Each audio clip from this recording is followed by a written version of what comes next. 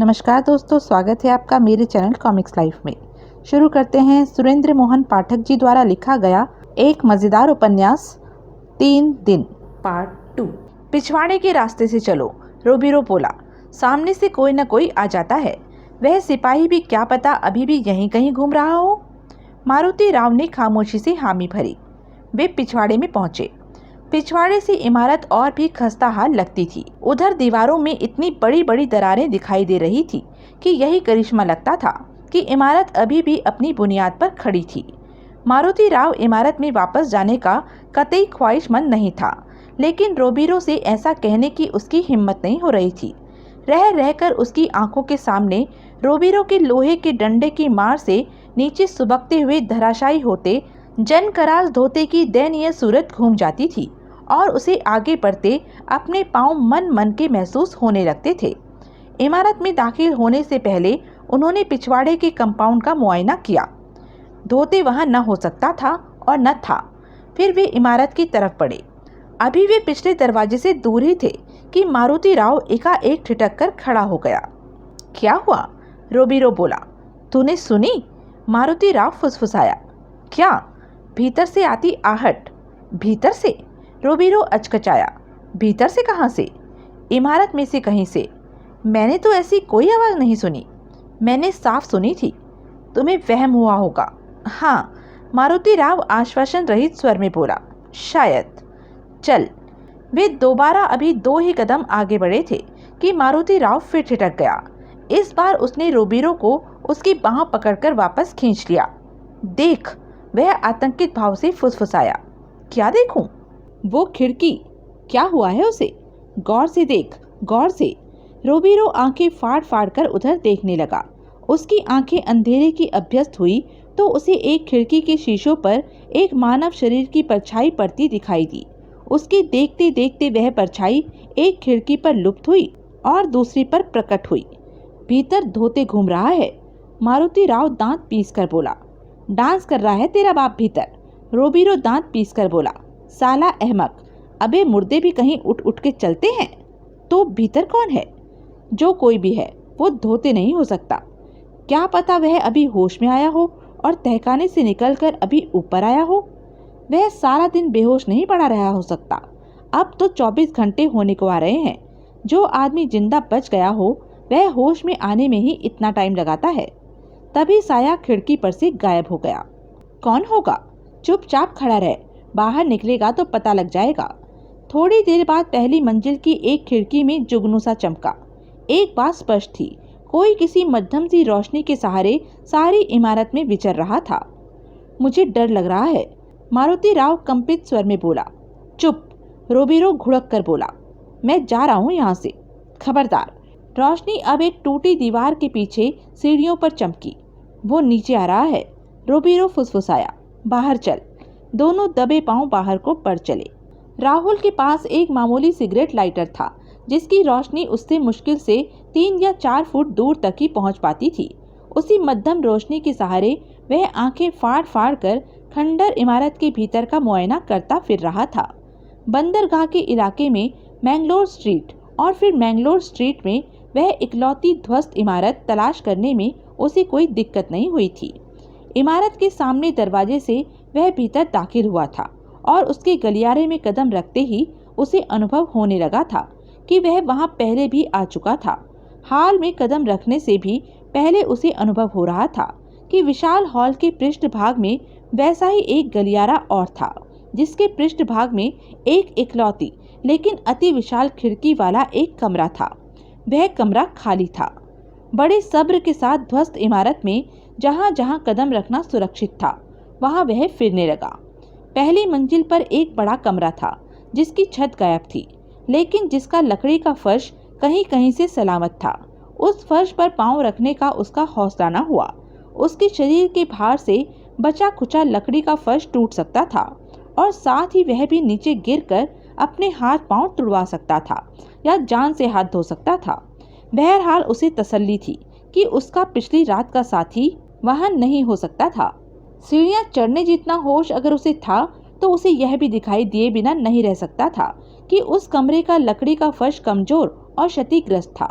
वह अब भी महसूस कर रहा था कि अगर लड़की थोड़ी देर के लिए उसके साथ वहां चली आती तो उसका बेहतर मार्ग निर्देशन हो सकता था। एक बार फिर वह पिछवाड़े में पहुंचा। ऐन उसी समय पिछवाड़े के रास्ते से रोबीरो और मारुति राव बाहर गली में कदम रख रहे थे। राहुल का सारा ध्यान अगर अपने लाइटर की रोशनी के सीमित दायरे में ही न केंद्रित होता तो उसने बड़ी सहूलियत से उन दोनों को देख लिया होता। डिनर के लिए अशोक वर्षा को ताजमहल होटल ले जाने वाला था। रास्ते में कार में वर्षा ने उसे अपने पर्स की वापसी की दास्तान सुनाई। कमाल है, अशोक बोला, उसकी किसी गर्लफ्रेंड की शक्ल तुम्हारे से मिलती थी। बकौल उसके हूबहू मिलती थी। देखने में कैसा था वो? बड़ा अच्छा, खूबसूरत, खानदानी, लेकिन इतना विशाल जैसे किसी आम आदमी को मैग्नीफाइंग ग्लास में से देखा जा रहा हो। इतने गुण, लेकिन बोतल का इतना रसिया कि टुन होकर वह भूल जाता था कि वह कहाँ पड़ा था। लगता था जैसे बेचारा कोई गम गलत करने के लिए पीता हो। मुझे तो रहम आ रहा था उस पर। उम्र क्या रही होगी उसकी? यही कोई 27-28 साल। रहता कहाँ है, करता क्या है? यह सब तो मैंने पूछा नहीं। पूनम नाम की जिस लड़की की जिक्र कर रहा था उसे तो वह लंदन में रहती बता रहा था। वह एक क्षण ठिठकी और बोली, अशोक, वह नेवी के आदमियों जैसी वर्दी पहने था। उसकी पीक कैप भी नेवी जैसी थी। उसे विश्वास हो गया था कि उसी को तुमने खंडर इमारत में फर्श पर अचेत पड़ा देखा था। शायद नहीं हुआ था। हो गया होता तो फिर कहानी ही खत्म हो जाती। फिर तो यह लगता कि कोई दूसरा आदमी उसके साथ था ही नहीं, जबकि फिक्रमंद वह उस कथित दूसरे आदमी के लिए ही था। क्यों? क्योंकि वह बीमार था या घायल था, और या दोनों बातें थी, और उसे किसी की मदद की जरूरत थी। ओह, वह चाहता था कि मैं उसके साथ खंडर इमारत तक चलूं और उसे बताऊं कि इमारत में मैंने उसे कहाँ पड़े देखा था। तुम्हें चले जाना चाहिए था। कैसे चले जाती? वह आहत भाव से बोली। तुम जो आने वाले थे, ऊपर से मैं एक नितांत अजनबी के साथ यूं घर से चली जाती तो बाद में तुम ही खफा होते और कहते कि मुझे ऐसा नहीं करना चाहिए था। अगर तुमने उसका कोई अता पता पूछा होता तो हम अब उसके पास जा सकते थे। मुझे क्या ज़रूरत पड़ी थी उसका अता पता पूछने की? आखिर वह बेचारा तुम्हारा पर्स लौटाने आया था। वह खामोश रही। जो शख्स आपके काम आए, आपको भी उसके काम आना चाहिए। अब क्या मैं उसे सारी बम्बई में ढूंढने निकलूं? फिलहाल सारी बम्बई में ढूंढने की ज़रूरत नहीं। मतलब जहां वह तुम्हें साथ ले जाना चाहता था वहां वह अकेला गया हो सकता है। कहाँ? मैंगलोर स्ट्रीट की खंडर इमारत में। लाइटर की मध्यम रोशनी के सहारे राहुल ने तहखाने में कदम रखा। तहखाना सीलन और दुर्गंध भरा था और पता नहीं कब से किसी इंसान के बच्चे के वहां कदम नहीं पड़े थे। उसकी तलाश बेमानी थी, लेकिन अब क्योंकि वह बाकी की सारी इमारत में घूम चुका था, उसने वहां का भी चक्कर लगा लेना जरूरी समझा था। वह वापस सीढ़ियों की तरफ बढ़ा। उसने पहली सीढ़ी पर कदम रखा ही था कि एकाएक वह वहीं ठिठक गया। ऊपर से किसी के चलने की आवाजें आ रही थी। वह कान लगाकर सुनने लगा। उसने महसूस किया कि एक आवाज़ भारी जूतों की थी और दूसरी सैंडल की ठक ठक की थी। यहाँ तो कोई भी नहीं है, कोई बोला। पता नहीं वह यहाँ आया ही नहीं या आकर चला गया। उत्तर में एक स्त्री स्वर ने कुछ कहा जिसे राहुल समझ न सका। हो सकता है, पुरुष बोला। हो सकता है वह हमारी आहट पाकर कहीं छुप गया हो। मैं आवाज लगाती हूँ। एक क्षण खामोशी। मिस्टर राहुल रामचंदानी, राहुल साहब। वह बाहर क्यों नहीं निकल रहा? मारुति राव दबे स्वर में बोला। कभी तो निकलेगा, रोबीरो बोला। वह इसलिए बाहर नहीं निकल रहा क्योंकि वह धोते है। जरूर अभी वह इतना ही दमखम जमा कर पाया है कि तहखाने से निकलकर ऊपर आ सके। अबे साले, रोबीरो फुफकारा। अगर वह धोते है तो पहली मंजिल पर वह अपनी ऐसी तैसी कराने गया था। लेकिन बकवास बंद। एक बार कह दिया, 1000 बार कह दिया, वह धोते नहीं हो सकता। धोते मर चुका है। उसकी लाश उठकर चल फिर नहीं सकती। लाश तहखाने में गिर गई होने की तुम्हारी बात मैं मान सकता हूँ, बस इसके अलावा और कुछ नहीं। मारुति राव खामोश रहा। उसने बेचैनी से पहलू बदला। हम अहमक हैं, एकाएक रोबीरो बोला। क्या? मारुति राव हड़बड़ाया। हम 2 जने हैं और दोनों पिछवाड़े में खड़े हैं। मारुति राव, तुम यहीं रहना, मैं सामने सड़क पर जा रहा हूँ। लेकिन मैं यहाँ अकेला। बकवास बंद। आंखें खुली रखना, बहुत ही जरूरी समझो तो दौड़कर मेरे पास आ जाना, समझे? मारुति राव ने बड़े अनिच्छापूर्ण ढंग से सहमति में सिर हिलाया। सामने सड़क पिछली गली की तरह अंधेरी नहीं थी। मोड़ पर पहुंचते ही रोबीरो ठिठक गया। खंडर इमारत के टूटे फाटक के ऐन सामने एक सफेद मारुति कार खड़ी थी। वह हिम्मत करके कार के करीब पहुंचा। कार खाली थी।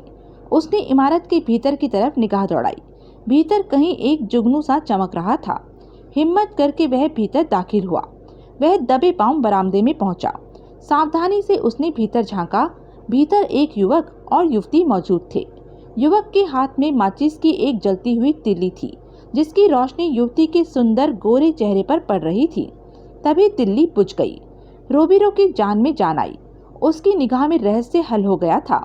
भीतर मौज मस्ती मारने के लिए तन्हाई का तलबगार एक नौजवान जोड़ा मौजूद था। रोबीरो जानता था कि ऐसे जोड़े रात के अंधेरे में वहां आते रहते थे।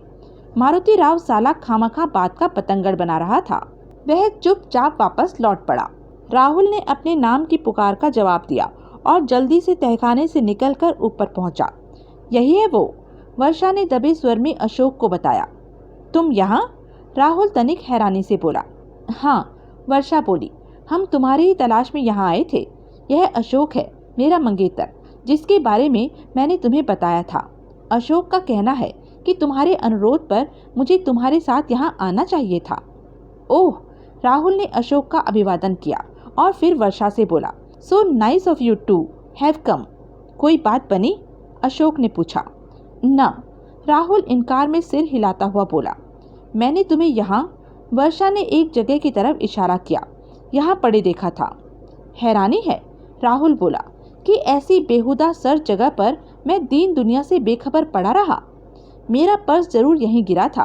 अब बाद में अगर तुमने उसे अपने ओवरकोट की जेब में से बरामद किया था तो निश्चय ही तुम यहीं थे। अकेला? जब मैंने तुम्हें देखा था तब तो तुम अकेले ही थे। अलबत्ता 2 जने उसी वक्त यहाँ से निकलकर बाहर गए थे। कमाल है। यहाँ से तो निकलो, एकाएक अशोक बोला। अब यहाँ खड़े रहने का क्या फायदा? तीनों बाहर की तरफ पड़े। मिस्टर राहुल, बाहर आकर अशोक बोला, अब अपने साथी की तलाश का ख्याल छोड़ दो। कल रात तुम्हारे साथ कोई नहीं था। जरूर नशे में तुमने कोई सपना देखा था। पिछले कमरे में खून के निशान थे। मेरे ओवरकोट पर भी खून के निशान हैं। राहुल बुदबुदाया, जबकि मेरा तो कहीं से खून नहीं बहा। वह खून किसी जानवर का भी हो सकता था। नहीं, राहुल दृढ़ स्वर में बोला, मेरे साथ कोई था। वो घायल था, उसका माथा फूटा हुआ था। आदमी कोई धुआं नहीं होता जो चुटकियों में गायब हो जाए। कल रात कोई मेरे साथ था और मैं उसे ढूंढ कर रहूंगा। यहाँ तो कोई नहीं है। हाँ, यहाँ तो कोई नहीं है। यहाँ का तो अभी मैंने चप्पा चप्पा छाना है। यहाँ कोई होता तो हो नहीं सकता था कि वह मुझे दिखाई न दे। अशोक ने असहाय भाव से गर्दन हिलाई। जैसे मैडम की दुआ से मुझे यह मालूम हुआ है कि मैं कल रात यहाँ था, राहुल बोला। वैसे ही अगर मुझे यह मालूम हो जाए कि यहाँ से निकलने और अपने होटल पहुँचने के बीच में कहाँ कहाँ गया था तो मेरा ख्याल है कि वह मिस्ट्री हल हो सकती है। इस मिस्ट्री का यही हल है, अशोक बोला, कि कल रात तुम्हारे साथ कोई नहीं था। Sorry, I can not accept that. Okay, एकाएक अशोक निर्णयात्मक स्वर में बोला, यहाँ से चलो, हम ढूंढवाते हैं तुम्हारा आदमी। मारुति राव को साथ लेकर रोबीरो जिस वक्त गली के दहाने पर पहुंचा, ऐन उसी वक्त अशोक की कार निकोल रोड से गुजरी। यह वही कार है, रोबीरो जल्दी से बोला, जिसके बारे में मैंने अभी तुझे बताया था। ये 3 कैसे हो गए? मारुति राव बोला। तू तो कह रहा था कि भीतर बस एक नौजवान जोड़ा था। रोबीरो ने जवाब न दिया। रोबीरो, मारुति राव एकाएक घबराकर बोला। वह धोते था। कौन धोते था? जो उस कार की पिछली सीट पर बैठा था। तूने उसकी सूरत देखी थी? नहीं, लेकिन वह धोते के सिवाय और कोई नहीं हो सकता था। तूने लड़के लड़की को इमारत के भीतर देखा और वापस लौट आया। तू अगर थोड़ी देर और रुका होता तो तूने ज़रूर देखा होता कि वे धोते से टकरा गए थे। इसी वजह से उनके मौज मेले के प्रोग्राम में विघ्न पड़ गया है। अगर वह धोते है तो वह उनके साथ कहाँ जा रहा है? वो नहीं जा रहा, उसे ले जाया जा रहा है। कहाँ? अस्पताल। मारुति राव, रोबीरो दांत पीसकर बोला। साले हलकट, तू खामखा मुझे फिक्र में डाल रहा है। अबे साले, वह धोते नहीं हो सकता। धोते मर चुका है। तो उसकी लाश कहाँ गई? हम तहखाना देखने आए थे, जो कि हम अभी तक नहीं देख पाए। लाश, जैसा कि तू कह रहा था, तहखाने में ही होगी। अब नहीं होगी। अब धोते गया उस सफ़ेद कार में। अबे, वो धोते नहीं था। तो कौन था? होगा कोई उनका यार दोस्त, जो उन्हें खंडर इमारत में मिला होगा। मारुति राव तनिक व्यंग्यपूर्ण स्वर में बोला। रोबीरो खामोश रहा। उसके चेहरे पर उलझन और परेशानी के स्पष्ट भाव थे। हम इस कार का पीछा भी तो नहीं कर सकते, वह बड़बड़ाया। आसपास कोई सवारी भी तो नहीं। पीछे जा पाते तो खट पता लग जाता कि उनके साथ कार में कौन था। वह धोते था। सांता मारिया, रोबीरो असहाय भाव से बोला। वह धोते था। मारुति राव ने फिर तोते की तरह रट दिया। मारुति राव, हरामजादे, यह धोते धोते की रट बंद कर दे, वरना मैं या तेरा सिर फोड़ दूंगा या अपना सिर फोड़ लूंगा। मारुति राव सहम कर चुप हो गया। चल अब। कहाँ? इमारत में। और कहाँ? तहखाना देखने। अशोक ने कार रोकी। यह वो डॉक है। वह सामने इशारा करता हुआ राहुल से संबोधित हुआ। जहाँ तुम्हारा जहाज खड़ा है, उस सामने गेट से तुम बाहर निकले थे, अकेले। राहुल ने सहमति में सिर हिलाया। प्रिंसेस बार का तो अब हमें पता है कि तुम वहाँ गए थे। मैं ग्राहम रोड के एक बार में भी गया था, लेकिन मेरा वहाँ मन नहीं लगा था। ग्राहम रोड डिमेलो रोड के रास्ते में आती है। हम यहाँ से लेकर डिमेलो रोड तक के हर बार में चलते हैं और फिर देखते हैं कि किसी जगह को देखकर तुम्हें कुछ याद आता है या नहीं। ऐसे ही मालूम होगा कि तुमने पिछली रात की राही को कहाँ से पिक किया था। प्रिंसेस बार का बारमैन कहता था कि मैं वहाँ अकेला आया था। तुम्हारी साथी की तरफ तवज्जो नहीं गई थी, या तुम्हारा साथी प्रिंसेस बार में तुम्हारे साथ दाखिल होने के बाद थोड़ी देर के लिए तुमसे बिछुड़ गया था? राहुल ने हिचकिचाते हुए सहमति में सिर हिलाया। इस रहस्य से पर्दा उठाने का यही तरीका है दोस्त, अशोक बोला, कि हर उस जगह की खाक छानी जाए जहाँ की पिछली रात तुम गए थे। आप लोग मेरी वजह से खामखा जहमत उठा रहे हैं। कोई जहमत नहीं। सच पूछो तो अब तो हमें भी एक अनोखी एडवेंचर का मजा आ रहा है। क्यों वर्षा? वर्षा ने सहमति में सिर हिलाया। वह अशोक पर हैरान थी। वह इस बात का जिक्र तक नहीं कर रहा था कि घर से वे डिनर के लिए निकले थे। इमारत में, तहखाने में या कहीं और लाश नहीं थी। अब क्या कहता है? मारुति राव बोला। कहाँ गई लाश? यहाँ से निकल, रोबीरो बोला। लाश? मारुति राव उसके साथ साथ बाहर को चलता हुआ बोला। सफ़ेद कार में उस नौजवान जोड़ी के साथ गई। इस बार रोबीरो ने उसका विरोध नहीं किया। चुपचाप चलते हुए दोनों ने मैंगलोर स्ट्रीट पार की और प्रिंसेस बार में पहुंचे। वेटर को ड्रिंक लाने का इशारा करते हुए वे एक खाली मेज पर जा बैठे। तभी एक व्यक्ति वहां पहुंचा। वह कोई 50 साल का, खिचड़ी दाढ़ी वाला, सूरज से ही काइयां लगने वाला आदमी था। वे दोनों उसे पहचानते थे। उसका नाम चंपकलाल था। वह कंपनी का आदमी था और उसका ओहदा कंपनी के प्यादों और मटका एजेंटों से तनिक ऊंचा था। कैसे हो गोवानी भाई? चंपकलाल बोला। बढ़िया, रोबीरो बोला। तुम सुनाओ, तुम कैसे हो मारुति राव? अच्छा हूँ, मारुति राव बोला। आज किस फिराक में हो तुम दोनों? बार में आते हो, जाते हो, आते हो, जाते हो, लेकिन टिकते नहीं हो। अब टिके हुए हैं, रोबीरो बोला। तुम्हें हमसे कोई काम है? कोई खास काम तो नहीं है, चंपकलाल लापरवाही से बोला। यूं ही एक बात पूछनी थी और लोगों से भी पूछी थी। सोचा तुमसे भी पूछूं, शायद तुम्हें कुछ मालूम हो। क्या? क्या मालूम हो? धोते कहाँ है? धोते? जनकराज धोते, जानते हो ना उसे? खूब अच्छी तरह से। मुझे उससे काम है और वह मिल नहीं रहा। दोपहर से ढूंढ रहा हूँ। हम खुद उसे ढूंढ रहे हैं, रोबीरो अविचलित स्वर में बोला। मारुति राव का सांस सूखने लगा। उसे लगा कि रोबीरो चंपकलाल को लाश की तलाश की बाबत बताने लगा था। अच्छा, चंपकलाल बोला। तुम किस लिए ढूंढ रहे हो? मटका लगाने के लिए, रोबीरो बोला। और किस लिए? ओह, तभी वेटर ड्रिंक ले आया। रोबीरो ने चंपकलाल को ड्रिंक ऑफर किया तो वह बोला, नहीं नहीं, अभी नहीं, अभी मुझे काम है। मुझे हर हाल में धोते का कोई अता पता मालूम करना है। बंदरगाह के सारे इलाके में पूछताछ करनी होगी। पता नहीं कहाँ मर गया कमबख्त।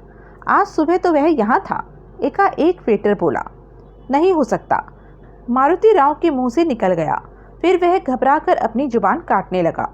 तो मुझे गलती लगी होगी, ज़रूर कल सुबह रहा होगा वह यहाँ। वेटर चला गया। चंपकलाल कुछ क्षण अपलक मारुति राव को देखता रहा और फिर बोला, मारुति राव, तुमने गारंटी से कैसे कहा कि आज सुबह वह यहाँ नहीं हो सकता था? क्योंकि रोबीरो मारुति राव से पहले बोल पड़ा, हम सुबह से ही उसको तलाश कर रहे थे। अगर वह यहाँ होता तो हमें मिला होता। तुम सुबह से ही क्यों उसको तलाश कर रहे थे? कल के दाव का माल भी तो हासिल करना था उससे। कल तुम्हारे नंबर लगा था। हाँ, तभी तो हम उसे सुबह से ही तलाश करने लगे थे। कौन सा नंबर लगाया था, सिंगल या डबल? रोबीरो ने मारुति राव की तरफ देखा। डबल, मारुति राव जल्दी से बोला। ऐसी बातों का वो ज़्यादा पता रखता था। क्या नंबर निकला था? 46। कितना रोकड़ा लगाया था? 20 रुपया। और तुमने? उसने रोबीरो से पूछा। वही 20, रोबीरो बोला। हम दोनों मिलकर मटका लगाते हैं। ओह, चंपकलाल उठा खड़ा हुआ। मैं चलता हूँ, लेकिन तुम घबराओ नहीं। धोते मिले न मिले, तुम्हारी जीत का पैसा तुम्हें ज़रूर मिलेगा। कब मिलेगा? कल। कल धोते की जगह कोई दूसरा मटका एजेंट लगा दिया जाएगा। शुक्रिया। चंपकलाल चला गया तो दोनों यूं अपने अपने जाम पर झपटे जैसे बरसों के प्यासे हो। रोबीरो ने फौरन नए जाम का ऑर्डर दिया। जुबान पर काबू नहीं रख सकता ना? फिर रोबीरो दबे स्वर में फुफकारा, तू रख सकता है? मारुति राव, जो साधारणतः रोबीरो से दबता था और उसका अदब करता था, गुस्से में बोला, नंबर लगाया था वह तो कहा, यह क्यों कहा कि नंबर निकला भी था? रोबीरो बड़बड़ाया, निकला हुआ नंबर इत्तफाकन मुझे याद ना होता तो क्या होता? फिर तभी सब पोल पट्टी खुल जाती। तेरी झूठ पकड़ा जाने के बाद एक बार फिर चंपकलाल को शक हो जाता तो? अच्छा, क्या अच्छा? मेरी चूक पर तो मुझे खाने को दौड़ रहा था। अपनी गलती को अच्छा कहकर रफा दफा कर रहा है। मारुति राव, खुदा के वास्ते अब चुप हो जा और मुझे कुछ सोचने दे। भुन भुनाता हुआ मारुति राव खामोश हो गया। जब दूसरा जाम भी खाली हो गया तो रोबीरो बोला, कमाठीपुरी में एक रेस्टोरेंट है, मधुमहल। तो? मारुति राव तनिक सक पकाकर बोला, वहाँ कैबरे डांस होता है। कैबरे डांसरों में एक लिली नाम की छोकरी है जो धोते की माशूक है। उस रेत के बोरे की? हाँ, धोते उससे तकरीबन रोज मिलता है और कई बार रात को उसके साथ उसके घर में ही रहता है। तो क्या हुआ? उस लड़की को याद करने का यह कौन सा वक्त है? बताता हूँ। देख, मैं तो नहीं मानता कि धोते जिंदा होगा। 1 मिनट के लिए तेरी रट को मद्देनजर रखते हुए जान ले कि मैंने कबूल किया कि मेरे वार से धोते मरा नहीं। वह खुद उठकर इमारत में से निकल गया या उसे वहां से कोई ले गया, यह एक जुदा मसला है। लेकिन अगर वह जिंदा है तो भी अपनी भीषण घायलावस्था में उसे किसी की मदद की ज़रूरत तो रही होगी कि नहीं? रही होगी। मारुति राव, उसका ऐसा मददगार अक्खी बम्बई में मुझे एक ही दिखाई देता है। वह कैबरे डांसर छोकरी लिली?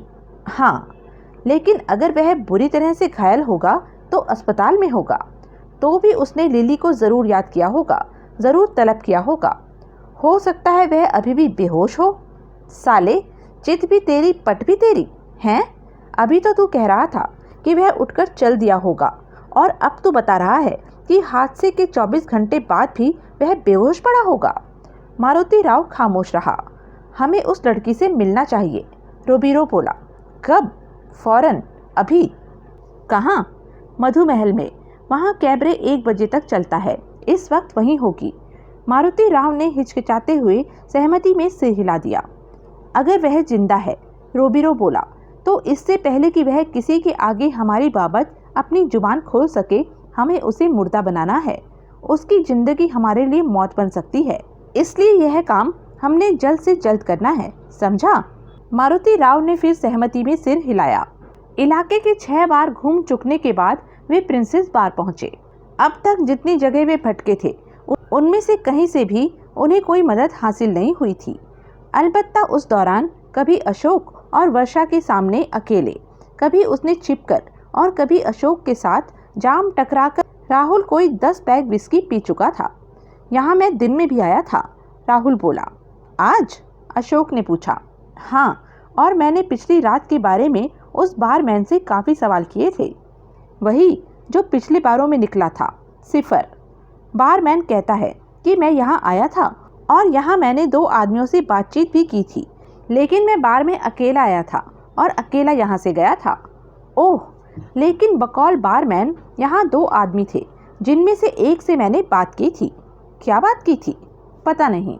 राहुल अगर फिर नशे में ना होता तो उसे कल रात वाले 2 आदमियों में और उन 2 आदमियों में जो दोपहर में 5 घंटे उसके साथ विस्की पीते रहे थे कोई रिश्ता ज़रूर सूझता, जबकि मौजूदा हालात में उसे वह रिश्ता सूझना तो दूर, उनका जिक्र करना तक नहीं सूझा था। तुम दोनों, अशोक बोला, किसी टेबल पर जाकर बैठो, मैं बारमैन से और वेटरों से पूछताछ करता हूँ। राहुल ने सहमति में सिर हिलाया। वह वर्षा के साथ एक खाली टेबल पर जा बैठा। अशोक बार की तरफ बढ़ गया। मैं तुम्हारे लिए कोल्ड ड्रिंक मंगाऊं? राहुल आशापूर्ण स्वर में बोला। वर्षा ने तनिक हिचकिचाते हुए सहमति में सिर हिला दिया। और अगर इजाज़त हो तो मैं अपने लिए। राहुल ने जानबूझकर वाक्य अधूरा छोड़ दिया। तुम बहुत ज़्यादा पीते हो। वह खेदपूर्ण ढंग से मुस्कुराया। क्यों पीते हो इतनी? राहुल ने उत्तर न दिया। उस लड़के की बेवफाई की वजह से जिसकी मेरे से शक्ल मिलती है। क्या नाम बताया था तुमने उसका? पूनम। मुझे उसके बारे में कुछ और बताओ। मुझे अपने और उसके संबंधों के बारे में कुछ बताओ। यह एक लंबी कहानी है, फिर कभी सुनाऊंगा। फिर कब सुनाओगे? परसों तो तुम यहाँ से चले जाओगे और फिर पता नहीं जिंदगी में कभी वापस बम्बई लौटोगे या नहीं। एक बात बताओ। पूछो। तुम पढ़ी लिखी समझदार बारीक लड़की हो, इसलिए सोच समझकर जवाब देना। मेरी भावनाओं का ख्याल करके झूठ न बोलना। अच्छा, पूछो, क्या पूछना चाहते हो? अगर तुम पूनम होती तो क्या तुम मेरे प्यार को सिर्फ इसलिए ठुकरा देती क्योंकि मैं हाथी लगता हूँ और यह तुम्हारी मेरी जोड़ी न जचती? नहीं। क्यों नहीं? क्योंकि प्यार का रिश्ता दिल से होता है, दिल का सौदा दिल से होता है, जिस्म के आकार से नहीं। तुम तो सिर्फ विशालकाय हो। प्यार करने वालों को तो अंधे, काने, लूले, लंगड़े, मुफलिस, फकीर नामंजूर नहीं होते हैं। ओह, किसी ने मजनू से कहा था कि तेरी लैला रंग की काली है, तो उसने कहा था कि देखने वाले की निगाह में नुक्स था। उसने उससे कहा था तेरी अख नहीं देखने वाली।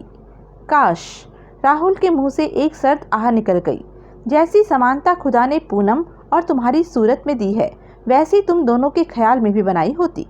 वर्षा चुप रही। ज़्यादा अफसोस की बात यह है, राहुल बड़े दयनीय स्वर में बोला, कि मर्द की बाबत अपनी पसंद से मुझे वाकिफ कराने में उसने 1 साल लगाया। 1 साल लगाया उसने मुझे यह बताने में कि हाथी और हिरनी की जोड़ी नहीं चल सकती थी। जब मेरा प्यार अपनी चरम सीमा पर पहुंच चुका था, जब मैं उसे अपने दिलो जान की जीनत अमान मान चुका था, तो उसने कहा कि हम सिर्फ अच्छे मित्र ही बन सकते थे, जीवन साथी नहीं। We could only be good friends. यह बात उसने शुरुआत में ही जता दी होती तो क्यों?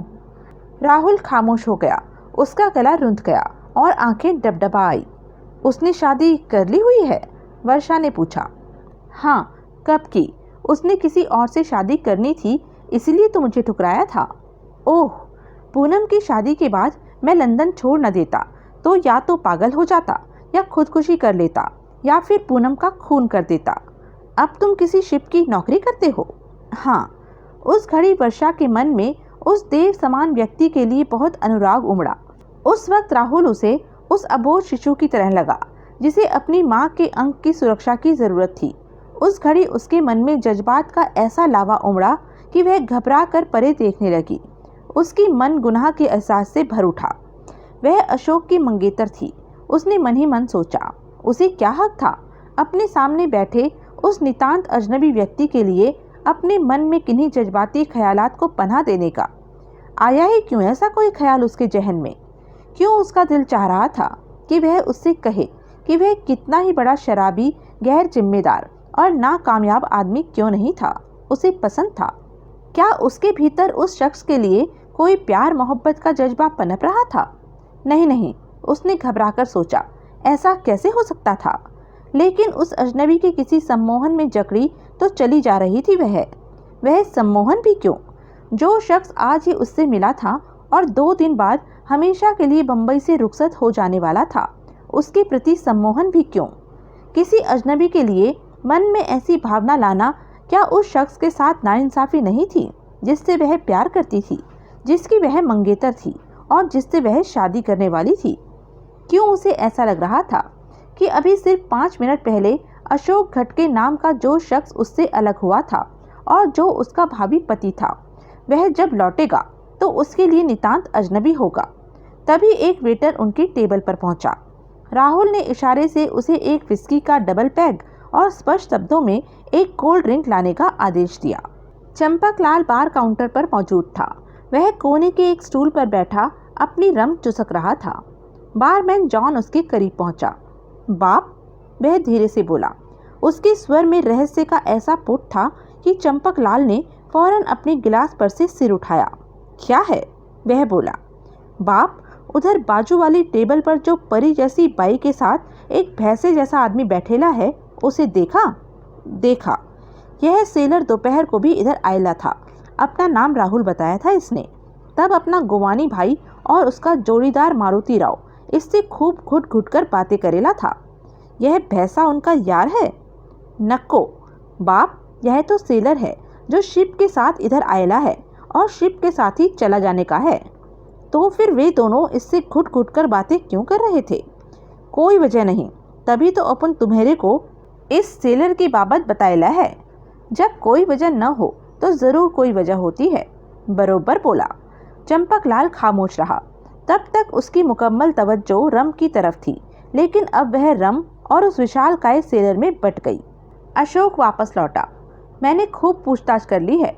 वह एक कुर्सी घसीटकर वर्षा और राहुल के बीच में बैठता हुआ बोला। तुम्हारा रात का राही तुम्हें कम से कम यहाँ नहीं मिला था। राहुल खामोश रहा। तुम रात 11 बजे यहाँ से विदा हुए थे, अशोक बोला। लगभग उसी समय यहीं से बाहर वाले टेलीफोन बूथ से वर्षा ने मुझे फ़ोन किया था और मैं उसे लिवा ले चलने के वास्ते यहाँ के लिए रवाना हुआ था। तब से कोई 15 मिनट बाद तुम वर्षा को उस खंडर इमारत के पिछवाड़े के कमरे में पड़े मिले थे। इस बार और खंडर इमारत के बीच में सिर्फ मैंगलोर स्ट्रीट ही है, जिसमें कि ऐसी कोई जगह नहीं जहाँ की तुम्हें कोई अपना शराबी भाई मिल सका हो।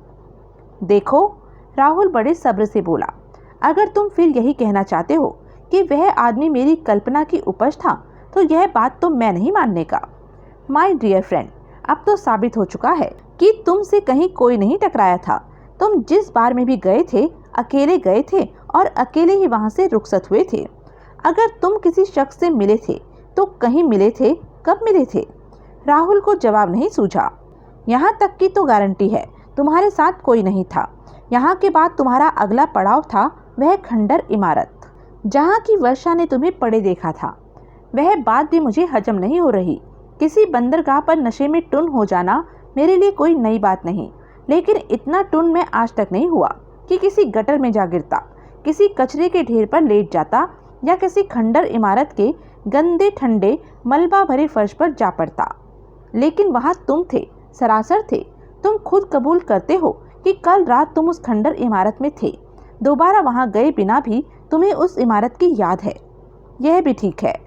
अब जब हम इतने धक्के खा चुके हैं तो वह भी देख लेते हैं कि आगे तुम कहाँ गए थे। आगे तो मैं अपने होटल में ही गया होऊंगा।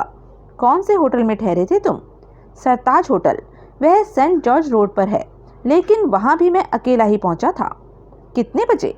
कोई 12 बजे। मुझे तो याद नहीं था। अपनी आमद का वक्त तो क्या, होटल का नाम तक नहीं मालूम था मुझे। लेकिन आज सोकर उठने पर मैंने पूछताछ की थी।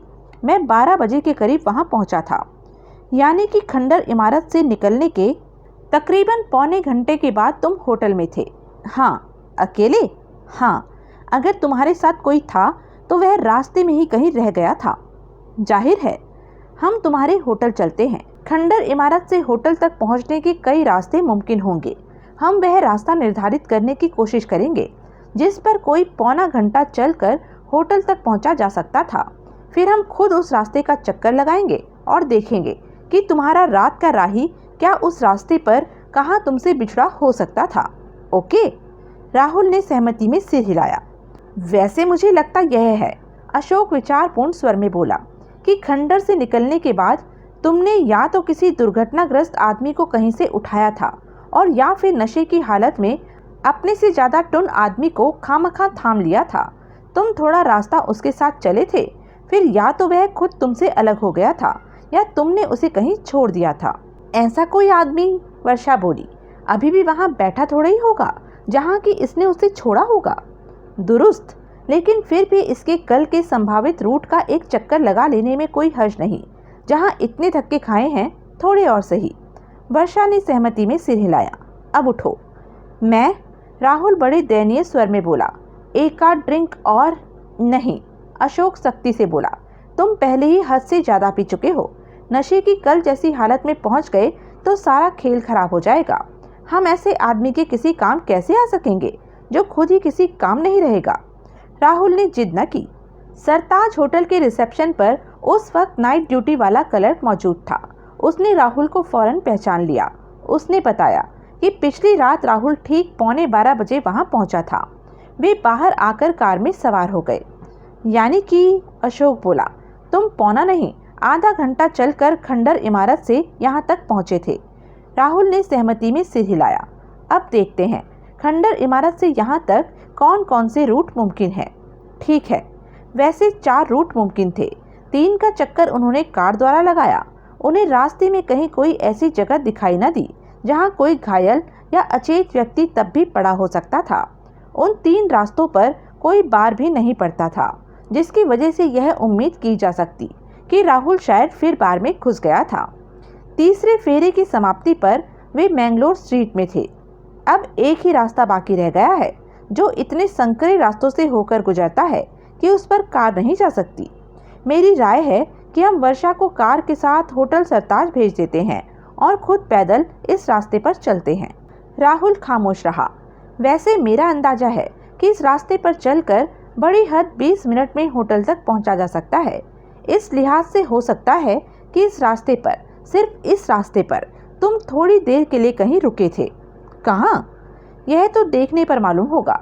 देखने पर मालूम होगा कि इस रास्ते पर तुम्हारे रुकने लायक कौन सी जगह मुमकिन है। तुम्हारा मतलब है कि वैसी किसी जगह पर मैं अपने रात के राही से मिला था? जाहिर है। मेरी उससे सिर्फ 10 मिनट की मुलाकात थी, यह भी जाहिर है। इतने थोड़े वक्त में मैं उससे इतना प्रभावित हो गया कि अब मैं उसे ढूंढता फिर रहा हूँ और इस काम में 2 और जनों को हलकान कर रहा हूँ। तुम उससे नहीं, उसकी दयनीय दशा से प्रभावित हुए हो।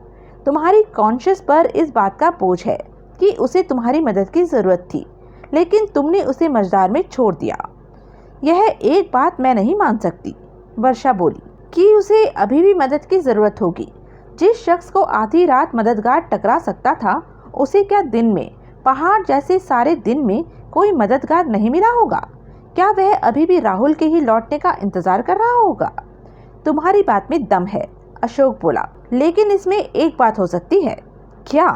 राहुल कहता है कि वह घायल था, उसका माथा फटा हुआ था। क्या पता राहुल के उससे जुदा होने के बाद किसी वक्त वह मर गया हो, तो भी दिन की रोशनी में लाश किसी की निगाह में आई होती। शायद ना आई हो। शायद इस रास्ते पर ऐसी कोई जगह पड़ती हो जहाँ से दिन में भी कोई न गुजरता हो और लाश वहाँ पड़ी हो।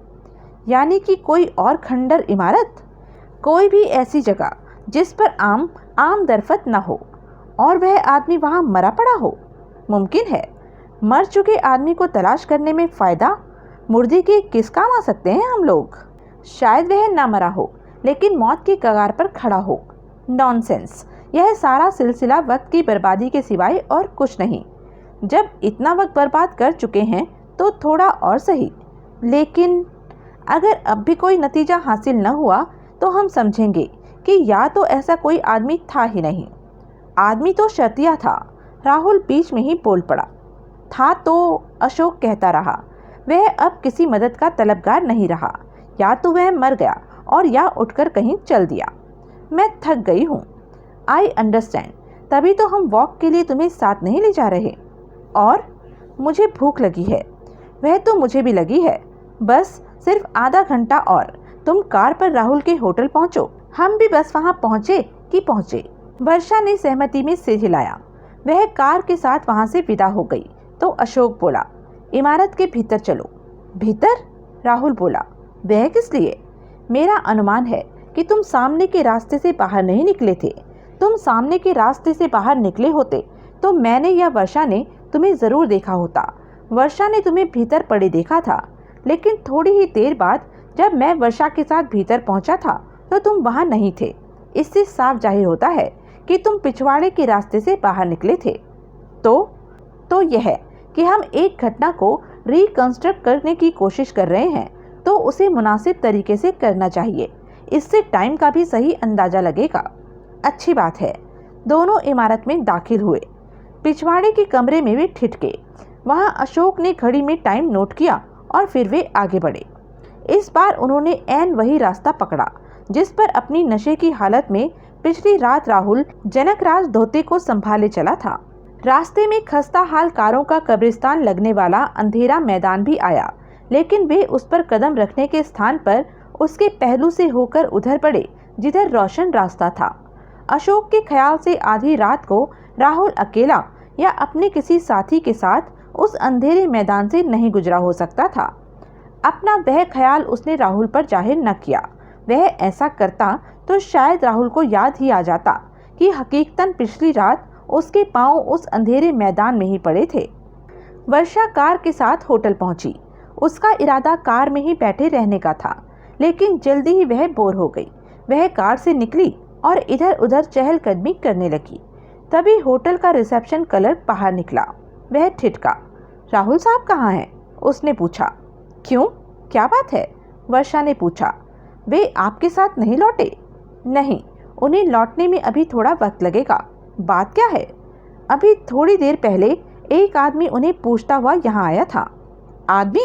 कौन आदमी? देखने में कैसा था? वह कोई 50-1 साल का खिचड़ी दाढ़ी वाला आदमी था। उसने मिस्टर राहुल की बाबत उनका नाम लेकर पूछा था। हाँ, हैरानी है, उन्हें तो मैं और मेरे मंगेतर के अलावा इस शहर में कोई भी नहीं जानता। वह जानता था, वह नाम भी जानता था और यह भी जानता था कि राहुल साहब किसी शिप पर परसर थे। कमाल है। वर्षा एक क्षण खामोश रही और फिर बोली, क्या उस आदमी के माथे पर जख्म या चोट का कोई निशान था? नहीं, वह हल्कान, परेशान, घायल या बीमार या नशे में लगता था? नहीं, अलबत्ता उसके मुंह से रम की गंध जरूर आ रही थी, लेकिन वह नशे में नहीं था। नहीं, वह तो एकदम चाक चौबंद था। यानी कि, वर्षा ने मन ही मन सोचा, राहुल का रात का राही तो वह शख्स नहीं था। वे कह रहा था, क्लर्क बोला, कि वह फिर आएगा। आज ही? वर्षा अपनी कलाई घड़ी पर निगाह डालती हुई बोली। कहा तो उसने यही था। इतनी रात गए? ओके, थैंक यू, मैं मिस्टर राहुल को इस बारे में बता दूंगी। क्लर्क ने सहमति में सिर हिलाया और वापस होटल में दाखिल हो गया। वर्षा फिर इधर उधर चहलकदमी करने लगी। कौन हो सकता था वह आदमी? तभी राहुल और अशोक पहुंचे। उनके चेहरों पर लिखा था कि वह फेरा भी बेकार गया था। वर्षा ने राहुल को उस व्यक्ति के बारे में बताया जो कि उसकी गैर हाजिरी में उससे मिलने की नीयत से आया था। मेरे से कौन मिलने आया होगा? राहुल उलझनपूर्ण स्वर में बोला। शायद तुम्हारा रात का राही। अशोक बोला। नहीं, वर्षा बोली, वह कोई और था। वह तो कोई 50-1 साल का खिचड़ी दाढ़ी वाला आदमी था। मेरे जोड़ीदार की दाढ़ी नहीं थी। राहुल बोला। मुझे खूब याद है। वह? अशोक बोला। तुम्हारे रात के राही का कोई संगी साथी होगा जो कि अपने दोस्त की तरफ से तुम्हारा शुक्रगुजार होने आया था। उसने मेरा नाम कैसे जाना? कल नशे में अपना नाम तुमने अपने रात के राही को बताया होगा। और पता, इस होटल में पहुंचने से पहले तो मुझे खुद नहीं मालूम था कि मैं यहाँ आने वाला था। मैं तो इस होटल के वजूद से भी वाकिफ नहीं था। क्या पता उसने आसपास के तमाम होटलों से पूछताछ की हो, सिर्फ मेरा शुक्रगुजार होने के लिए। क्यों नहीं, लेकिन मैं उसके लिए कुछ कर तो सका ही नहीं था। शायद कुछ किया हो, लेकिन तुम्हें याद न हो। नहीं, राहुल इनकार में सिर हिलाता हुआ बोला। मैंने तो उल्टे उसे नुकसान पहुंचाया हो सकता है मैंने उसे ऐसी जगह से उठाया हो जहां की वह सुरक्षित था और उसे ऐसी जगह ले जा डाला हो जहां की वह सिर्फ अपनी लाचार और बेसहारा हालत में पड़ा ही रह सकता था। तुम उसके जितना काम आ सकते थे, आए थे। वह खामोश रहा। अशोक, वर्षा बोली, तुम लोगों के पीछे जब मैं यहाँ अकेली बोर हो रही थी तो कल रात के घटनाक्रम के बारे में मैंने नए सिरे से सोचा था। तब मुझे एक बात सूझी थी। क्या? कल तुम्हें फ़ोन कर चुकने के बाद जब मैंने मैंगलोर स्ट्रीट में कदम रखा था तो मेरे पीछे कोई आदमी था। उसी आदमी से डर कर मैंने खंडर इमारत में यह सोचकर कदम रखा था कि जब मेरे पीछे आता आदमी सड़क पर से गुजर जाएगा तो मैं बाहर कदम रखूंगी। वह गुजर गया था। अशोक ने पूछा। नहीं, वह तो इमारत के सामने ही ठिठक गया था और उसने तभी मेरे सामने इमारत से बाहर निकले 2 आदमियों से बातचीत करनी शुरू कर दी थी। 2 आदमी? 2 आदमियों का जिक्र किसी न किसी संदर्भ में बार बार आ जाता है। पता नहीं ये 2 आदमियों के कई जोड़े हैं या एक ही जोड़े का कई जगह दखल है। तुम आगे बढ़ो, राहुल तनिक बेसब्रेपन से बोला। क्या कह रही थी तुम? मैं ये कह रही थी, वर्षा बोली, कि तुम भीतर फर्श पर अचेत पड़े थे। मेरी चीख सुनकर तुम्हारी तंद्रा टूटी थी। तुमने फर्श पर पड़ा मेरा पर्स देखा था, जो कि तुमने बेध्यानी में उठाकर अपने ओवरकोट की जेब में डाल लिया। मेरे अशोक के साथ इमारत में दोबारा कदम रखने से पहले जब तुम वहां से बाहर निकले थे तो तुमसे वही आदमी टकरा गया था जो कि मेरे पीछे लगा हुआ था। मिस्टर, वही वह आदमी था जो कि कल तुम्हारा रात का राही बना था और जिसकी नाकाम तलाश हम अभी करके हटे हैं। कल कोई तुम्हारे पीछे लगा हुआ था? राहुल होठों में बुदबुदाया। यह मुझे नहीं पता कि वह इत्तफाकन मेरे पीछे आ रहा था या जानबूझकर मेरे पीछे लगा हुआ था। बहरहाल डरी बहुत थी मैं उससे। तुमने उसकी सूरत देखी थी? नहीं, मैंने या तो उसका साया देखा था और या सड़क पर पड़ती उसकी लंबी परछाई देखी थी। चाल कैसी थी उसकी? क्या मतलब? वह लड़खड़ाता गिरता पड़ता चल रहा था या ठीक ठाक चल रहा था? चल तो वह ठीक ठीक ही रहा था, लेकिन उसकी चाल में एक बात थी। क्या? वह ऐसी मशीनी थी कि लगता था जैसे किसी खिलौने को चाबी देकर चलाया जा रहा हो। यानी कि उसके पांव घिसट नहीं रहे थे, वह लड़खड़ा नहीं रहा था और चलने फिरने के नाकाबिल नहीं मालूम होता था। हरगिज भी नहीं। फिर वह मेरा रात का साथी नहीं था। जिस शख्स का कल रात में मददगार बना था उसका उठकर चलना तो दूर, वह तो अपने पैरों पर खड़ा भी नहीं हो सकता था। मैंने उसे मजबूती से न थामा होता और उसका सारा भार अपने जिस्म पर न लिया होता तो उसका एक कदम भी उठा पाना मुहाल होता।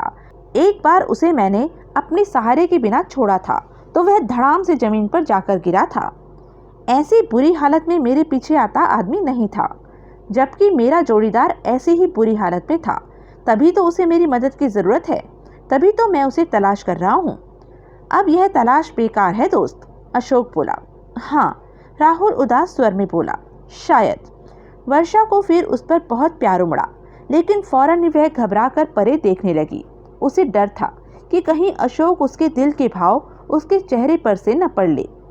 तुम हमारे साथ खाना खाने चलना पसंद करोगे? अशोक बोला। नहीं, राहुल खेदपूर्ण स्वर में बोला, मुझे भूख नहीं है। Well then so long. मैं आप लोगों का शुक्रगुजार हूँ कि आपने मेरी खातिर। ओह, नेवर माइंड दैट। फिर दोनों कार में सवार होकर वहाँ से विदा हो गए। रात के 1 बजे से पहले रोबीरो और Maruti Rao cabaret dancer lily से न मिल पाए। जब तक उस रात की आखिरी परफॉर्मेंस भी मुकम्मल न हो गई, किसी ने उन्हें लिली के पास भी फटकने न दिया। परफॉर्मेंस खत्म हुई तो छोकरी पसर गई। वह किसी अजनबी से, और वह भी रात के 1 बजे, मिलना नहीं चाहती थी। बड़ी मुश्किल से बार बार इंतहाई ज़रूरी काम का हवाला देकर वे उसे 2 मिनट की संक्षिप्त मुलाकात के लिए तैयार कर पाए। छोकरी उनसे ऐसी फूं-फां से मिली जैसे वह तो मलिका विक्टोरिया थी और वे दोनों उसकी रहमत और खैरात के तलबगार मंगते। वैसे छोकरी खूबसूरत थी, कम उम्र की, और यह निश्चय ही करिश्मा साज बात थी कि यह धोते की माशूक थी। खुदा जाने क्या भाया था उस छोकरी को धोते में। दोनों ने बड़े अदब से उसका अभिवादन किया और अपना अपना परिचय दिया। क्या चाहते हो? वह बड़ी रुखाई से बोली। बाई, रोबीरो बोला, हम धोते, जनकराज धोते की वजह से यहाँ आए थे। क्यों? वह सकपकाकर बोली। क्या हुआ उसे? हुआ तो कुछ नहीं। तो दरअसल वह हमें मिल नहीं रहा। मिल नहीं रहा? क्या मतलब? वह ऐसी किसी जगह पर नहीं है जहाँ की वह अक्सर हुआ करता है। हम सुबह से उसे तलाश कर रहे हैं। क्यों? क्यों तलाश कर रहे हो? तुम क्या पुलिस वाले हो? हम पुलिस वाले लगते हैं? जरा भी नहीं। तो फिर क्या? फिर तुम ही बताओ, क्यों तलाश कर रहे हो धोते को? हमने कल मटके का नंबर लगाया था, हमारा नंबर निकला है, लेकिन जीत की रकम हासिल करने के लिए हमें धोते नहीं मिल रहा है। अरे नहीं मिल रहा तो मिल जाएगा।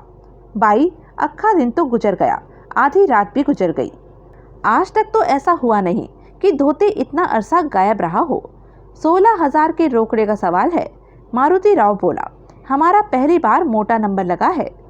आपसे तो वह मिला होगा। रोबीरो आशापूर्ण स्वर में बोला, तुम्हें पता कैसे लगा कि वह मुझसे मिलता है? वह बोली, खुद धोते ने ही एक बार बताया था कि आप उसकी खास हैं। मारुति राव बोला, वह आज मुझसे नहीं मिला। वह रुखाई से बोली, अच्छा सच पूछो तो मैं खुद हैरान हूँ। आज तो उसका लंच पर मुझसे मिलना पहले से तय था। आखिरी बार कब मिला था वह आपसे? कल दोपहर को ही मिला था। आज भी मिलने वाला था लेकिन नहीं आया।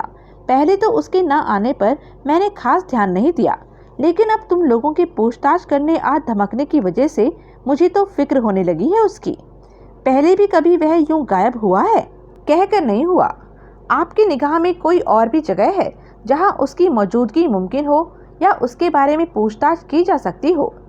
कहीं वह अपनी बीवी के पास न चला गया हो? बीवी भी है उसकी? हाँ, तुम्हें नहीं मालूम? नहीं। क्या कहने? वह व्यंगपूर्ण स्वर में बोली, तुम्हें मेरी खबर तो है लेकिन बीवी की खबर नहीं। बीवी का कभी जिक्र ही नहीं किया उसने। उसकी बीवी कल्याण में रहती है, कभी कभार ही जाता है वह वहाँ। जरूर वह वहीं गया होगा। आपको बिना बताए तो नहीं जाता वह, खास तौर से तब जबकि वह पहले से कहकर गया हो कि वह मेरे पास आएगा। एकाएक उसके शरीर में सिहरन दौड़ गई। कहीं उसका एक्सीडेंट तो नहीं हो गया? वह एक क्षण ठिठकी और फिर बोली, नहीं, एक्सीडेंट नहीं हुआ हो सकता। एक्सीडेंट हुआ होता तो मुझे खबर लगी होती। आपको कैसे खबर लगी होती? अपने पर्स में वह मेरी तस्वीर रखता है जिसके पीछे मेरा नाम और पता लिखा है। ओह, कल्याण में उसकी बीवी का पता? मारुति राव ने पूछा। मुझे नहीं पता। किसे पता होगा? मुझे क्या पता किसे पता होगा? अगर, रोबीरो बोला, वह आपके पास आए तो आप उसे खबर कर देंगी कि हम उसे ढूंढ रहे हैं? कर दूंगी। अगर वह पहले तुम लोगों को मिल जाए तो उसे फौरन मेरे पास भेजना। जरूर। दोनों वहां से बाहर निकल गए। छोकरी की बात सुनी? सड़क पर आकर रोबीरो बोला, अगर वह मर गया होता या अस्पताल पहुंच गया होता तो छोकरी तक उसकी खबर जरूर पहुंचती, जो कि नहीं पहुंची। कहने का मतलब यह है कि अब घर जाकर चैन की नींद सो। अगर वह कल्याण पहुंच गया हुआ तो? मारुति राव बोला। सांता मारिया, रोबीरो असहाय भाव से बोला, मोटे, तू तो निरा मूर्ख है। अकल तो तुझे छू तक नहीं गई। क्यों पूछता है क्यों? अबे साले हलकट, लोहे के जिस डंडे का वार मैंने उसकी खोपड़ी पर किया था वह किसी भैंसे का सिर तोड़ सकता था। बावजूद उसके अगर वह नहीं मरा था तो वह किसी नज़दीकी थाने पर पहुंचता या 60 मील दूर कल्याण में अपनी बीवी के पास, ऐसी बीवी के पास जहां की वह महीनों नहीं जाता।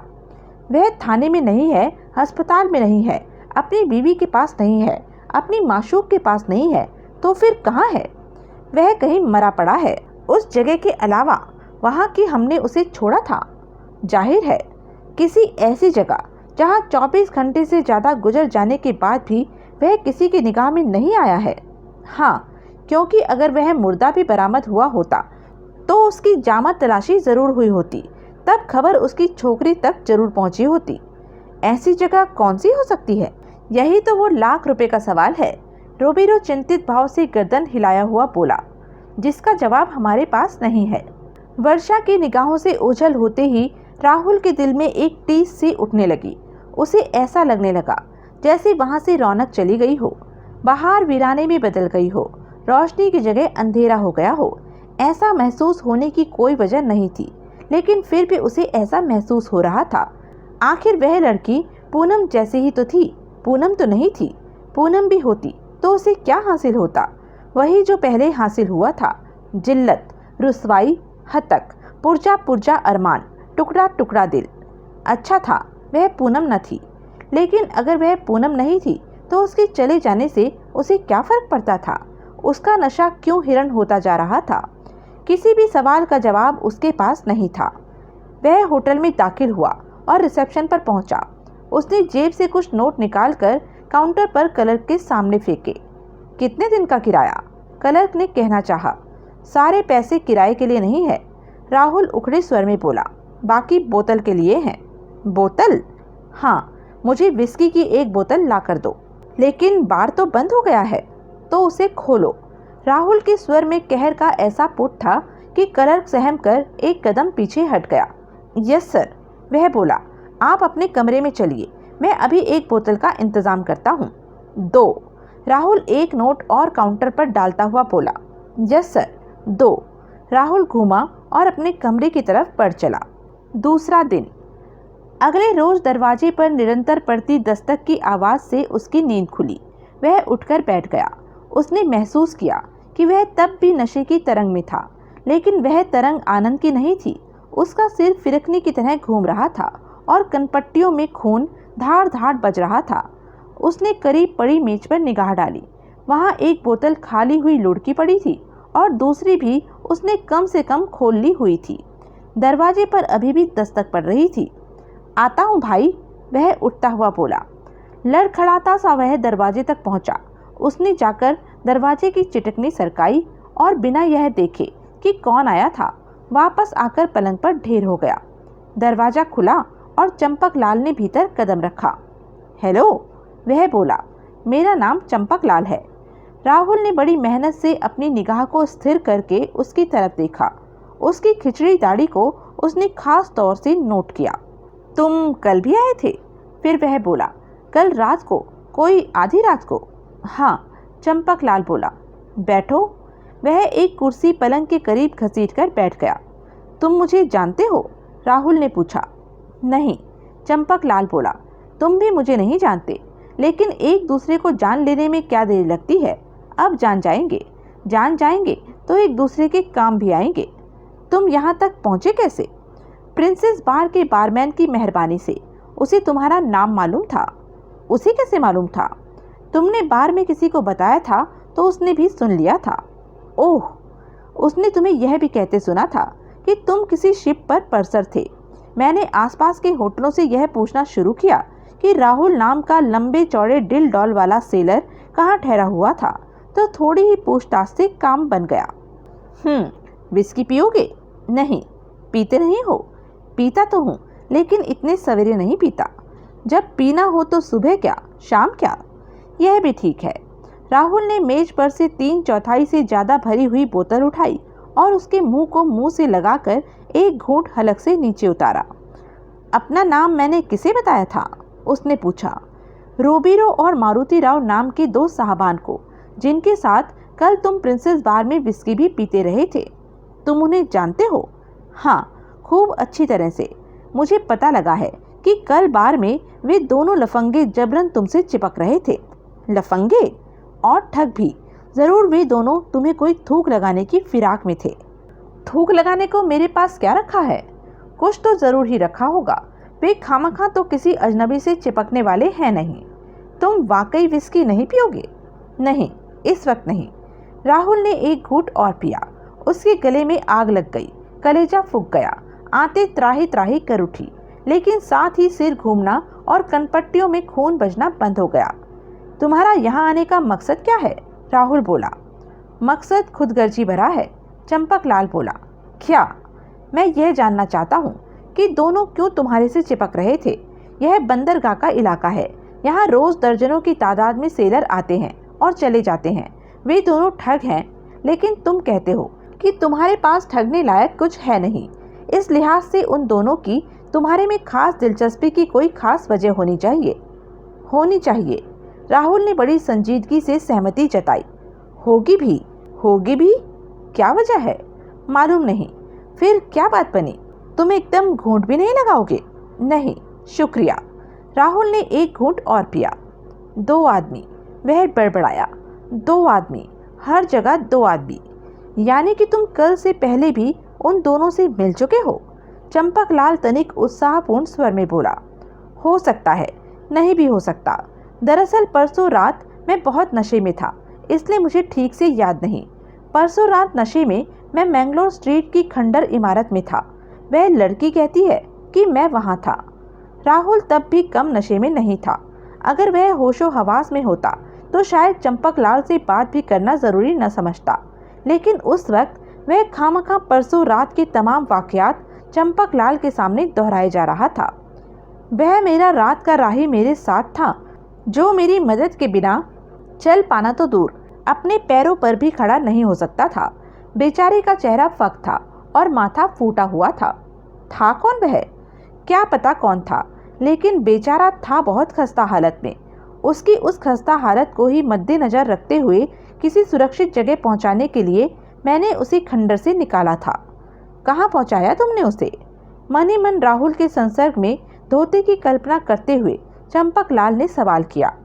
कहीं भी नहीं, बेचारा मझधार में ही छूट गया, रास्ते में ही बिछुड़ गया कहीं। ओह, चंपकलाल को अफसोस हो रहा था कि सुबह सवेरे भी राहुल नशे में था। वह अपने होशो हवास में होता तो निश्चय ही बहुत मानी खेज बातें बताता। लड़की कहती है कि मैं भीतर खंडर में पड़ा था। राहुल यूं बोला जैसे बड़बड़ा रहा हो। वह आदमी पता नहीं कहाँ से टपका था और मेरा रात का साथी बन गया था। वह कहती है कि खंडर में मेरे साथ 2 जने और भी थे। अगर वे तुम्हारे साथ थे तो तुम्हें मालूम होगा कि वे कौन थे। जरा याद करो दोस्त, जरा दिमाग पर जोर दो बाप। वे दोनों रोबीरो और मारुति राव ही तो नहीं थे? मुझे नहीं मालूम, मैंने उन्हें देखा थोड़े ही था। लेकिन जब वे तुम्हारे साथ थे तो? लड़की कहती है कि वे मेरे साथ थे, मैंने नहीं। लड़की ने उन्हें तब खंडर से बाहर निकलते देखा था, जबकि लड़की के कहने के मुताबिक मैं भीतर फर्श पर बेहोश पड़ा था। तब धोते कहाँ था? धोते? कौन धोते? तुम किसी धोते को नहीं जानते? नहीं, कभी नाम भी नहीं सुना? नहीं। चंपकलाल ने एक आह सी भरी। क्या गोरखधंधा था। मेरे ख्याल से तुम घूंट लगा ही लो, राहुल बोला। नहीं शुक्रिया। चंपकलाल एक क्षण ठिठका और फिर बोला, वह लड़की कौन थी? लड़की? कौन लड़की? जिसका अभी तुमने जिक्र किया था, जिसने तुम्हें खंडर इमारत में बेहोश पड़े पाया था। ओह, वह लड़की? हाँ, कौन थी वह? तुम क्यों पूछ रहे हो उसके बारे में? यूं ही, कोई खास वजह नहीं। फिर क्यों पूछते हो? बताने में कोई हर्ज है? शायद हो, नहीं हो, तुम्हें क्या पता। चंपकलाल खामोश हो गया। राहुल उसकी समझ से बाहर था तो वह एकदम ऐसा काठ का उल्लू मालूम होता था, नशे की वजह से जिसकी रही सही अकल भी मारी गई हो, और कभी वह 1 नंबर का धूर्त लगता था। राहुल ने विस्की का एक घूंट और पिया।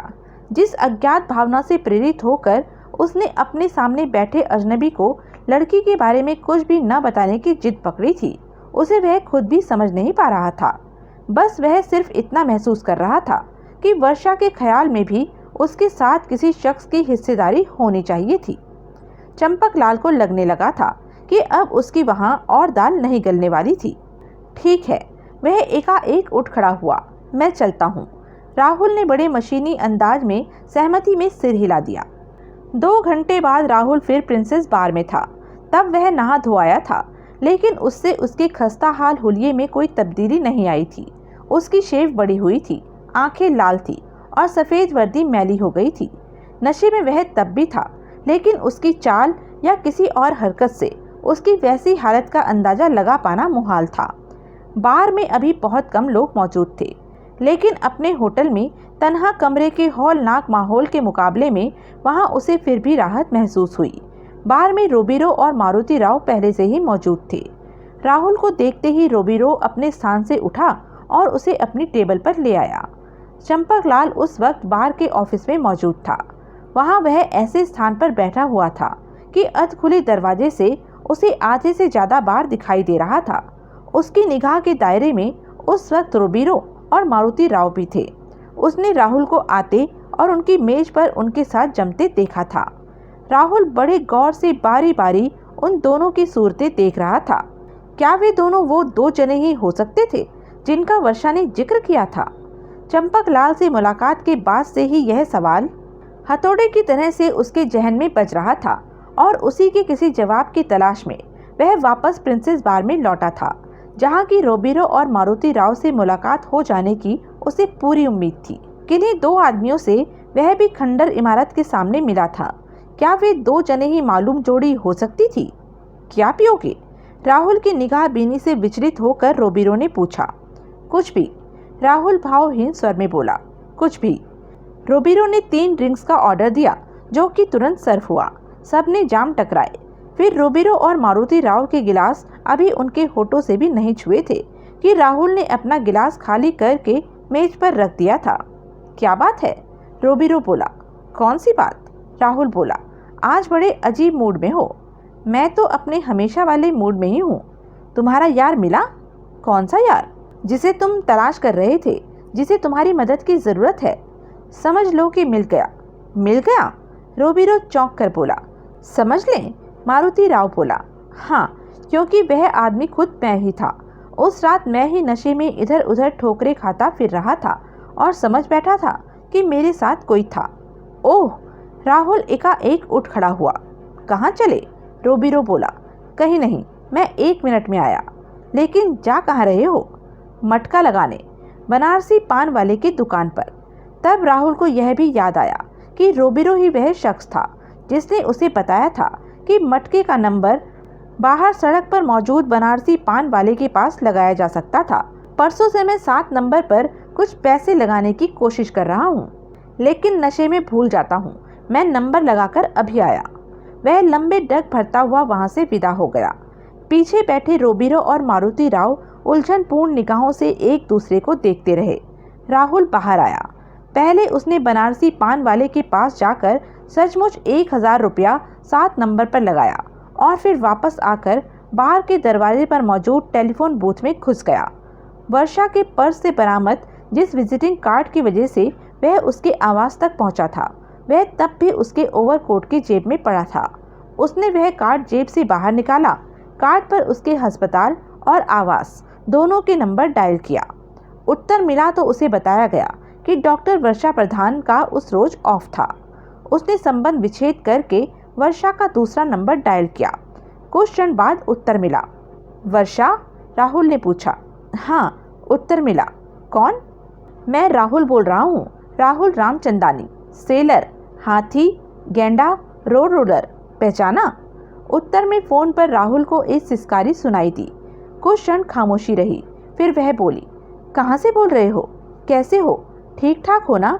मुझे कैसे फ़ोन किया? तुम्हारी एक मेहरबानी हासिल करने के लिए। राहुल ने केवल आखिरी सवाल का जवाब दिया। क्या? तुम्हें उन 2 आदमियों की याद है परसों रात की, तुमने जिन्हें मैंगलोर स्ट्रीट की खंडर इमारत में देखा था? हाँ। क्यों? अगर तुम उन्हें दोबारा देखो तो उनमें से किसी को पहचान लोगी? मैं दोनों को पहचान लूँगी। गुड। उस जवाब से राहुल तनिक उत्तेजित हो उठा। अब सुनो, मैं क्या चाहता हूँ। यहाँ प्रिंसेस बार में मेरे साथ 2 आदमी मौजूद हैं। प्रिंसेस बार समझ गई ना? जो डिमोलो रोड पर मैंगलोर स्ट्रीट के माथे पर है, जहाँ के टेलीफोन बूथ से तुमने मंगलवार रात को फ़ोन किया था। मैं समझ गई। वर्षा, मैं यह जानना चाहता हूँ कि मेरे साथ इस वक्त बार में मौजूद रोबिरो और मारुति राव नाम के 2 आदमी क्या वही हैं जिन्हें तुमने परसों रात को खंडर इमारत में देखा था? क्यों जानना चाहते हो? क्योंकि अगर ये दोनों वही आदमी हुए तो इनके माध्यम से मेरे उस रात के राही का राज खुल सकता है जो उस रात मेरे साथ था। वह फितूर अभी तुम्हारे जहन से निकला नहीं निकला, और जब तक इस रहस्य से पर्दा नहीं उठ जाएगा निकलेगा भी नहीं। मुझे सारी रात सपनों में उस फूटे माथे और फक चेहरे वाले व्यक्ति की सूरत दिखाई देती रहती है। मेरे उस रहस्य को जाने बिना अगर मेरा जहाज यहाँ से लंगर उठा गया तो सारी उम्र मेरे उस रात के राही की याद प्रेत की तरह मेरे पीछे लगी रहेगी। मैं क्या करूं? तुम सिर्फ 1 मिनट के लिए आ जाओ और उन दोनों की सूरतों पर एक बार निगाह डाल लो। टैक्सी द्वारा तुम 15 मिनट में यहाँ पहुँच सकती हो। मैं उन्हें आधे घंटे तक यहाँ उलझाए रखूँगा। मैं दरवाजे के पास की ही एक टेबल पर उनके साथ मौजूद मिलूँगा। तुमने उन पर सिर्फ एक निगाह डालकर वहाँ से निकल जाना है। अगर वे दोनों वही हों तो सिर्फ इतना करना कि ज़मीन पर अपना रुमाल गिराकर उसे वापस उठा लेना। तुम ऐसा नहीं करोगी तो मैं समझ जाऊँगा कि तुमने उन्हें नहीं पहचाना है। ओके? ओके। तो तुम आ रही हो ना? हाँ, मैं आधे घंटे से पहले वहाँ पहुँच जाऊँगी। शुक्रिया। राहुल ने चैन की सांस ली, रिसीवर हुक पर टांगा और बूथ से निकलकर वापस बार में दाखिल हो गया। तो यह थी अब तक की कहानी। आगे की कहानी जानने के लिए बने रहें मेरे साथ। और हाँ, मेरे चैनल को लाइक, शेयर और सब्सक्राइब करना ना भूलें। धन्यवाद।